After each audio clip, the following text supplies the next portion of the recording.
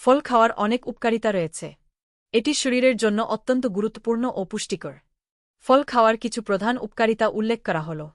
১. পুষ্টিগুণে ভরপুর। ফল ভিটামিন, খনিজ, অ্যান্টিঅক্সিডেন্ট এবং ফাইবার সমৃদ্ধ, যা শরীরের জন্য অত্যন্ত উপকারী। ২. রোগ প্রতিরোধ ক্ষমতা বৃদ্ধি করে। ফলে থাকা ভিটামিন সি ও অ্যান্টিঅক্সিডেন্ট শরীরের রোগ প্রতিরোধ ক্ষমতা বৃদ্ধি করে এবং নানা ধরনের সংক্রমণ থেকে রক্ষা করে।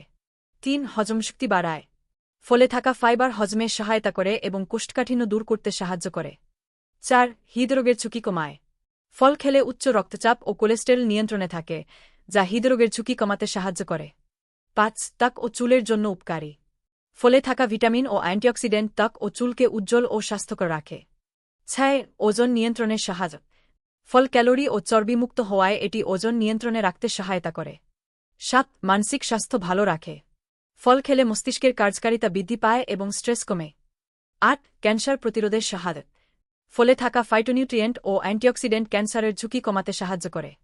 প্রতিদিনের খাদ্য তালিকায় পর্যাপ্ত পরিমাণে ফল রাখা সুস্থ থাকার অন্যতম চাবিকাঠি।